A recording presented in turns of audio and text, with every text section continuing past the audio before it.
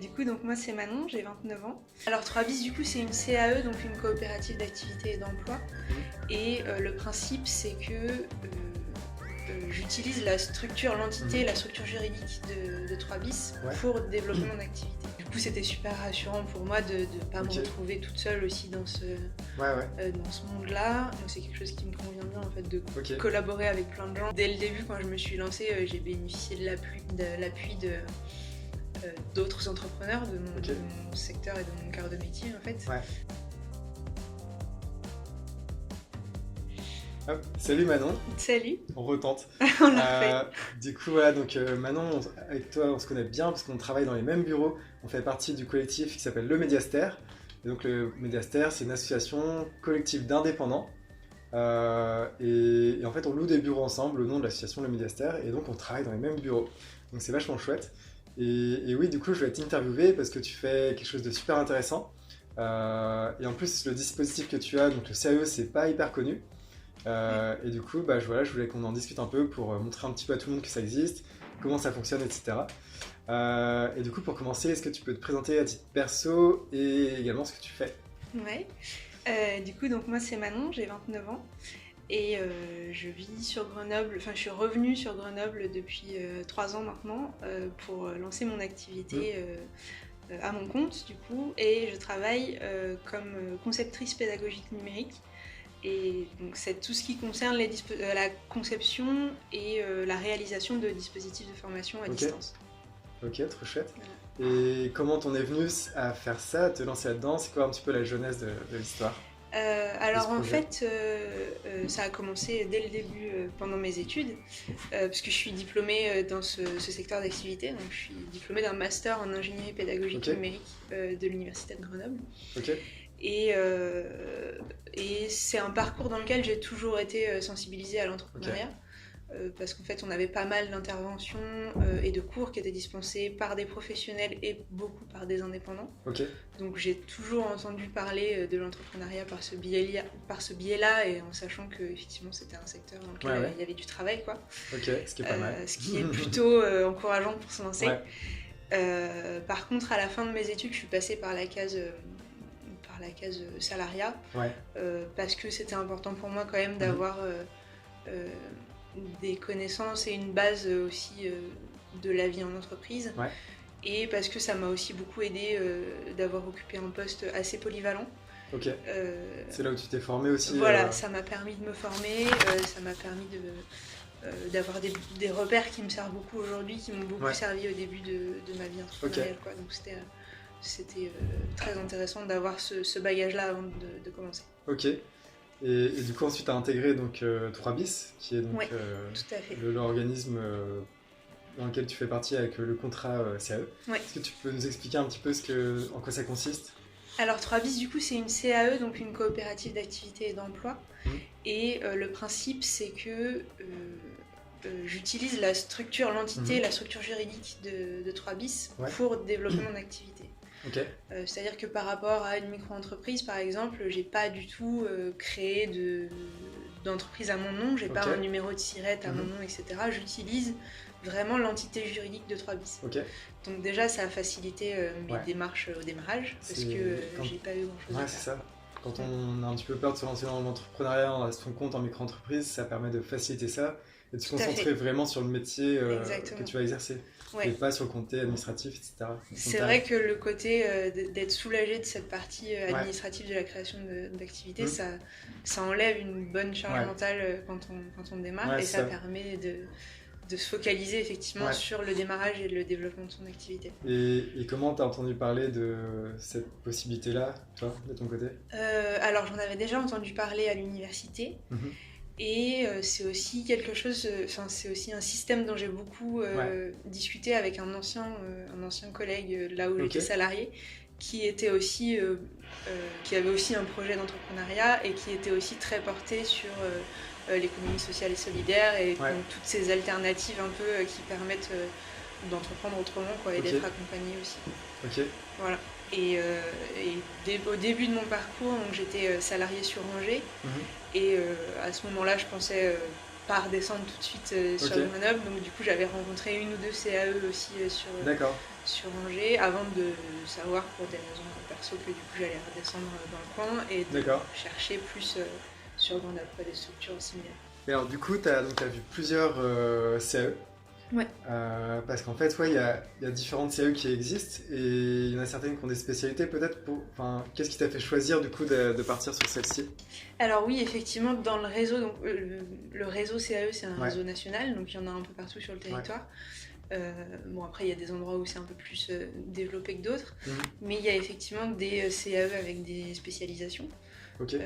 Sur Grenoble, par exemple, il y a Cabestan qui est toujours, il me semble, spécialisé dans les métiers du BTP. Voilà, et en fait 3 bis sur Grenoble, c'était la coopérative généraliste qui accueillait tout type d'activité sur le secteur. Ok, trop cool. Voilà. Trop bien. Et ouais, du coup, toi concrètement, qu'est-ce que ça t'a apporté d'avoir intégré la CAE? C'était super rassurant en fait pour démarrer. Après, je pense que ça dépend vraiment des gens, mais pour moi, l'entrepreneuriat c'était un monde complètement inconnu. Voilà, je suis pas issue d'une famille où il y a plusieurs entrepreneurs. Dans mon cercle d'amis aussi, j'étais un peu parmi les premiers à se lancer là-dedans, et du coup c'était l'inconnu et ça faisait un peu peur, quoi. J'ai quand même lâché un CDI pour me lancer là-dedans, donc c'est quelque chose qui est pas pas forcément évident. Et du coup, c'était super rassurant pour moi de ne pas me retrouver toute seule aussi dans ce monde-là. Et parce que tu pouvais... toi, tu voulais te lancer à ton compte, tu voulais travailler pour toi, parce que tu aurais aussi eu la possibilité d'intégrer une structure, non? D'intégrer une structure en tant que salarié, pour faire ton métier? Non? Oui, mais en tant que salarié, du coup. Moi, et ça, tu voulais pas, du coup? J'avais envie de m'émanciper un peu de ça, et effectivement de... Malgré la peur de l'inconnu, de l'entrepreneuriat, etc. Ouais. Parce que du coup, j'avais quand même cette fibre-là d'avoir aussi d'autonomie et de choses comme ça, mais que je retrouvais plus, en tout cas dans l'entreprise dans laquelle je travaillais, qui me correspondait plus tout à fait. Et du coup, c'était vraiment la solution idéale d'intégrer le CAE. Ouais, ça me correspondait vraiment et ça m'a effectivement permis de me lancer en étant plus sereine, de savoir que j'étais pas toute seule, quoi. Trop bien. Et est-ce qu'il y a des conditions particulières, par exemple, pour rentrer s'il y a un contrat dans une CAE? Alors les seules restrictions, globalement tout le monde peut y aller, les seules restrictions qu'il peut y avoir, c'est en termes d'assurance. Parce que du coup il faut que la CAE puisse assurer notre activité en tant qu'indépendant. Et il y a certaines activités qui peuvent être complexes à assurer, qui peuvent être dans le domaine de la santé, du soin, etc., qui sont des activités qui sont quand même très réglementées et qui peuvent être complexes à faire assurer en fait par la CAE. Donc les limites elles sont là. Après on dit souvent que tout le monde peut intégrer une CAE, quelle que soit la typologie d'activité. C'est aussi ça qui en fait la richesse, qu'on a plein d'activités différentes tous. Trop bien. Et alors du coup, est-ce que tu peux me dire un peu plus concrètement comment ça se passe pour toi, par exemple, dans la vie de tous les jours? Qu'est-ce que ça t'apporte et comment tu gères justement cet échange? Dans la vie de tous les jours, en fait, j'ai pas beaucoup d'échanges avec la CAE tous les jours. En fait, là où je vais avoir des échanges avec eux, c'est pour tout ce qui touche à l'administratif, donc tout ce qui peut être création de devis, de facturation, etc. Et en fait, on a un logiciel de comptabilité commun qui fait que je peux éditer des devis, éditer des factures, etc. qui sont par contre soumis à validation de la coopérative.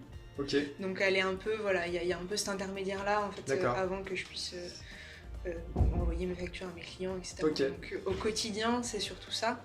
Et après j'ai des interlocuteurs aussi privilégiés si j'ai des questions sur plein de sujets. C'est-à-dire que j'ai un accompagnateur référent, donc si j'ai des questions sur plutôt le développement de mon activité, etc., je peux m'adresser à cette personne-là. Et après, il y a aussi tout le support compta, etc., si jamais j'ai une question sur une facture.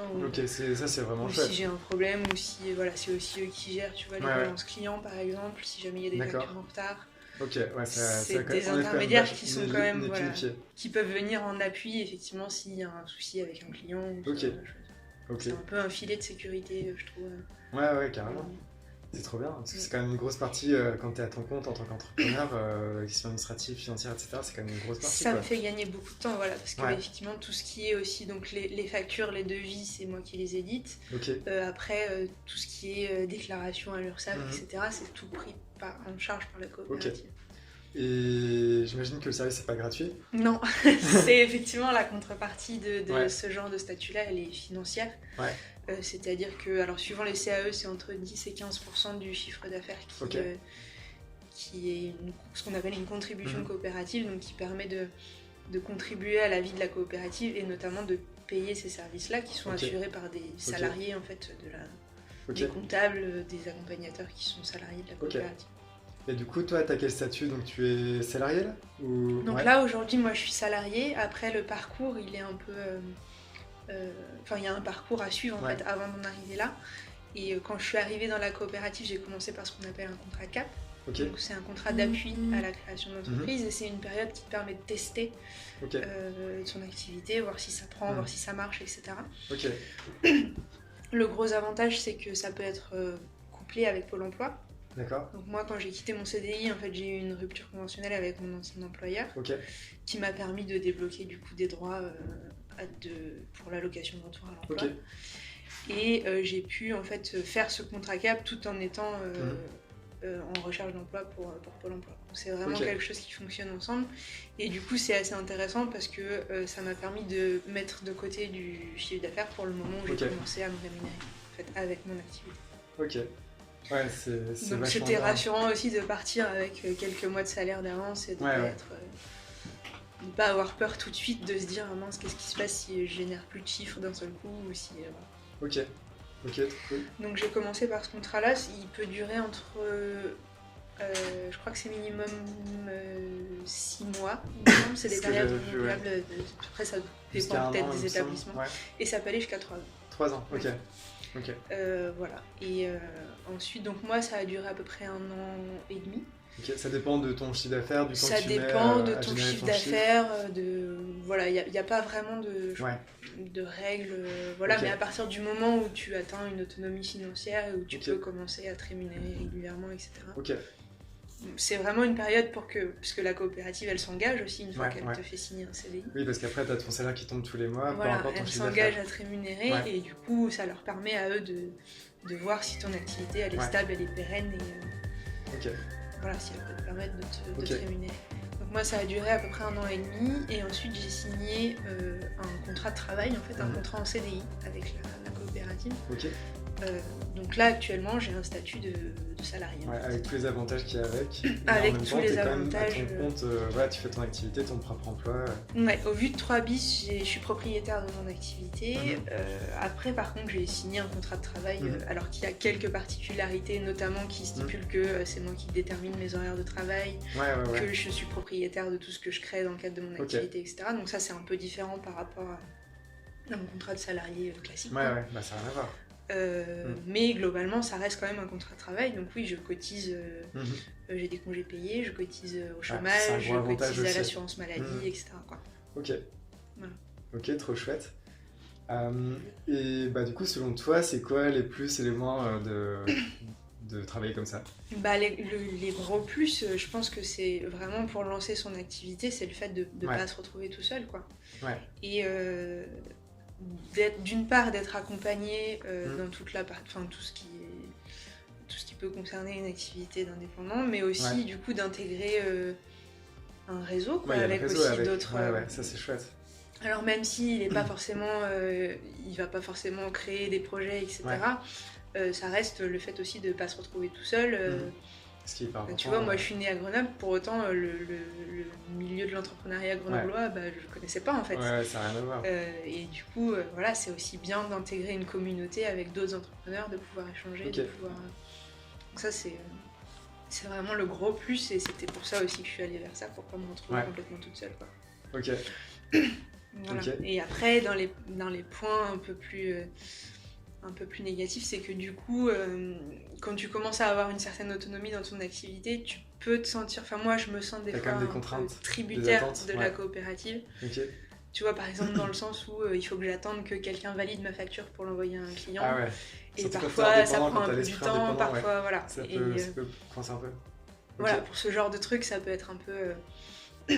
ça peut être un frein, et c'est vrai que quand tu commences à acquérir une certaine autonomie, t'aimerais bien être un peu plus Mais faut pas oublier tous les avantages que t'as derrière, quoi. autonome là-dessus. Mais voilà, ça compense, enfin, c'est largement compensé par les avantages qui sont à côté. Et après, il y a le fait effectivement de... pour se sortir un salaire, il faut sortir aussi beaucoup de trésorerie. Parce que sur un salaire net, je paye et les charges sociales d'un salarié classique et les charges patronales. Ok, plus les 10 à 15%. Plus la contribution coopérative. Donc en termes de sortie de trésorerie, en fait, quand tu te commences à te payer, tu te rends compte que ça va vite. Ok. Suivant le salaire que tu gagnes, quoi. Et est-ce que tu as un accompagnement aussi autre que sur la partie financière quand tu débutes ton activité, par exemple, quand tu intègres la CAE? Oui, oui, après aussi sur d'autres parties? Ouais, l'accompagnateur référent, en fait, il est là pour répondre à plein de questions, pour réfléchir avec toi si tu as des problématiques particulières. Ok. Et l'avantage aussi, c'est qu'il y a des formations qui sont proposées par la coopérative. Par exemple, moi, j'ai suivi une formation sur le marketing et le développement commercial. Ok. Voilà, ça permet aussi d'apprendre le métier d'entrepreneur, parce que finalement on a notre métier, notre cœur de métier qui est ce pourquoi on est formé et ce qu'on connaît, mais être entrepreneur c'est aussi un métier à part entière, et quand tu viens du salariat ou que t'es pas de ce monde-là, en fait, tu connais pas. Il y a plein de choses aussi à apprendre de ce côté-là, et c'est vrai que l'accompagnement il permet ça, quoi. Ok. Et est-ce que toi, depuis que tu t'es lancé du coup à ton compte, déjà ça te convient ce format-là ou pas? Ça me va bien, oui, et en fait j'y suis restée. Du coup là ça va faire 3 ans. Ok. Et en fait, ça c'est aussi la suite du parcours, c'est-à-dire qu'après la période de test et le CDI, en fait au bout de 3 ans, tu es obligé de te positionner par rapport à la coopérative. Ok. Et donc, soit de choisir de rester et de devenir associé de la coopérative, donc de t'engager un peu autrement, soit de la quitter pour un autre statut ou pour faire autre chose. D'accord. Voilà. Et du coup, tu comptes rester? Et donc là, je suis restée depuis début décembre, je suis associée de 3bis, Ok, c'est chouette. Voilà. Trop bien. Et du coup, donc il y a ce côté-là qui te plaît, et toi, ton activité à part entière, ça te convient aussi? Ça me convient toujours, et c'est une façon de travailler que j'apprécie. En fait, je suis rarement toute seule parce que je travaille toujours sur des projets où il y a plein d'autres intervenants et d'autres interlocuteurs. Mais voilà, j'ai plus l'impression d'être dans une collaboration que d'être dans un rôle hiérarchique qu'il pouvait y avoir quand j'étais salariée, quoi. Où il y avait des gens au-dessus, des gens en dessous, et voilà. Alors que là, je suis vraiment dans un esprit de collaboration avec les gens avec qui je travaille, et j'apprécie ça, en fait. C'est trop bien. C'est vrai que le rapport au client est complètement différent. Tout à fait, il n'y a plus du coup de hiérarchie comme il pouvait y avoir dans le salariat, et moi c'est quelque chose qui me convient bien, en fait, de collaborer avec plein de gens, mais vraiment en étant... c'est trop bien. Et vas-y, continue. Et le fait de justement de faire toutes les autres casquettes de l'entrepreneur, d'aller chercher tes clients, etc., de faire la communication, ça te va aussi, du coup? Comment parce que du coup, comme tu disais, il faut sortir pas mal de chiffre d'affaires. Et du coup, ça te prend beaucoup de temps dans la journée, ou comment alors, j'ai la chance d'être dans un secteur qui est très porteur et très peu concurrentiel pour l'instant. Donc j'avoue que, en fait, dès le début, quand je me suis lancée, j'ai bénéficié de l'appui d'autres entrepreneurs de mon secteur et de mon cœur de métier, en fait. Qui m'ont mis en relation avec mes premiers clients, etc. Donc on est vraiment dans un rapport plus d'échange avec les autres entrepreneurs de ce secteur-là, plus que de sphère de concurrence, quoi, finalement. Donc on est vraiment, même avec les autres indépendants de mon secteur qui pourraient être des concurrents, on est plus des collaborateurs, et on est plus là à se filer des projets, et en fait c'est plutôt les gens qui viennent vers vous, plutôt que l'inverse, déjà. Il y a un bon réseau, et il y a d'autres gens qui font le même métier que moi, qui sont entrepreneurs depuis longtemps et qui ont eux aussi un bon réseau, et ça tourne comme ça, et du coup je fais très peu de démarchage, en fait. C'est génial, ça. Donc, déjà ça enlève l'épine du pied. Puis il y a une certaine récurrence aussi quand tu travailles un peu avec des agences, etc., qui ont qui ont souvent des besoins.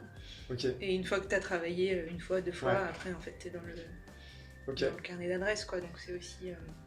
ça revient souvent. Ok, trop cool. Est-ce que tu as eu depuis que tu t'es lancé, du coup, à ton compte, est-ce que tu as eu des moments inattendus, des moments positifs, auxquels tu t'attendais pas forcément, des petites anecdotes comme ça? Des moments inattendus, je pense qu'il y en a toujours. Ouais. Notamment une épidémie mondiale qui démarque comme ça. Mais voilà, ça a permis d'ailleurs, cette période-là a permis de créer des projets qui étaient aussi assez ça s'est inattendus. pas mal développé du coup. Alors ça s'est développé, oui. C'est un peu plus compliqué en fait pour certains autres. Voilà, en fait, les gens qui le font déjà, les grandes entreprises, elles sont déjà habituées. Et effectivement, elles ont continué à développer cette partie-là à distance.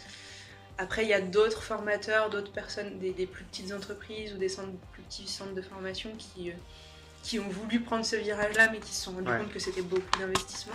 Ça, c'est sûr. Et du coup, c'était un risque à prendre aussi, donc c'était pas forcément évident. En fait. Tout le monde m'a dit ça a dû vachement se développer pendant la pandémie, et finalement... on voit, ça s'est beaucoup développé chez des clients qui étaient déjà des clients au départ en fait. Et c'est un peu plus compliqué on sent qu'il y a plein de gens qui ont envie de le faire, mais de là le réaliser, c'est encore autre chose. C'est des gros investissements. Ok. T'as d'autres anecdotes comme ça qui te viennent, des choses dont tu t'attendais pas Oui, en fait, c'est assez marrant parce que j'ai entendu parler des CAE donc quand j'étais étudiante. Je suivais un cours du soir sur l'entrepreneuriat. Et c'est un accompagnateur de la CAE 2-3 bis en fait, qui donnait ce cours-là. Et voilà, moi, c'est un truc qui m'a un peu guidée aussi dans mon projet entrepreneurial. Je me suis toujours dit, ah oui, tiens, on avait parlé de ça, c'est intéressant, etc., de pas se retrouver tout seul, tout ça. Et quand je suis revenue à Grenoble et que j'ai contacté 3 bis, en fait, j'ai retrouvé ce gars-là qui était mon prof c'est trop bien. à la fac et qui, du coup, a été mon accompagnateur à 3 bis, quoi. J'ai l'impression d'avoir un peu bouclé une boucle et d'être revenu au point de départ. Voilà. Ok, trop chouette. Et est-ce que tu as des...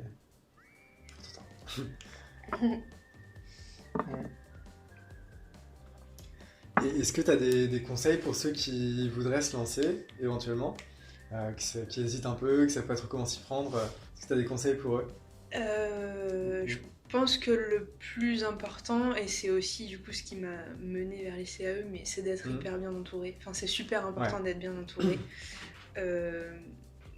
Professionnellement du coup, parce que là on parle des CAE et c'est important d'avoir du support, du soutien, mais même côté perso, c'est important aussi d'avoir une famille, des amis qui sont là, qui encouragent, parce que voilà, il y aura forcément des moments très hauts, des moments très bas, et il faut le savoir avant de démarrer, mais je pense qu'on se fait pas trop d'illusions là-dessus, et c'est important dans les moments où c'est un peu compliqué de savoir qu'on peut compter aussi sur un entourage pro et perso, et c'est vrai que c'est hyper important. Ouais, ça compte vachement, et la CAE, ça permet d'avoir quelqu'un à appeler ou à qui envoyer un mail quand ça va pas, quand il y a un gros doute, quand il y a un truc qui est compliqué à gérer, quoi, et d'avoir du soutien super précieux, aussi, c'est super précieux. d'avoir ça. Quand on démarre, c'est vraiment quelque chose qui est super important. Ok, trop bien. Est-ce que tu as d'autres choses que tu vas rajouter? C'est tout pour moi. Ouais, je pense qu'on a fait le tour, et voilà, et je pense que voilà, j'ai envie de contribuer, et c'est aussi des choses qui sont en discussion à 3 bis, mais à faire connaître ces dispositifs-là, en fait, parce qu'on n'entend pas trop parler. Quand on lit, quand on se renseigne au moment de... Enfin voilà, moi quand j'ai commencé à avoir ce projet d'entrepreneuriat, on m'a offert un livre, et en fait les CAE, il y avait un paragraphe de 5 lignes dessus, sur tout le bouquin, et j'ai trouvé ça super dommage. Parce que c'est vraiment quelque chose, même si on n'y reste pas, même si c'est un soutien qui est quand même hyper, je trouve, intéressant. Qui est accessible à tout le monde, tu disais, il n'y a pas de conditions qui est accessible à tout le monde. Le CAP, on se rémunère pas forcément avec, donc tant que vous ne gagnez pas d'argent, il n'y a rien qui sort non plus. C'est aussi...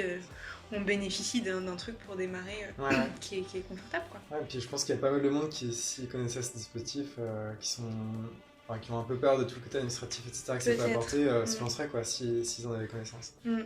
Ouais, Ok. je pense que c'est vraiment un appui qui est important. Et après, voilà, une fois que les choses sont lancées, on peut choisir de partir pour plein de raisons. Et c'est Mhm. aussi pas très compliqué à faire. Ouais. On peut choisir de rester si c'est un truc en lequel vraiment on croit et dont Mhm. on se sent bien. Mais ça peut être juste aussi un statut de démarrage en fait qui va durer Ouais. 1 an, 2 ans, mais qui permet d'être quand même hyper sécurisant.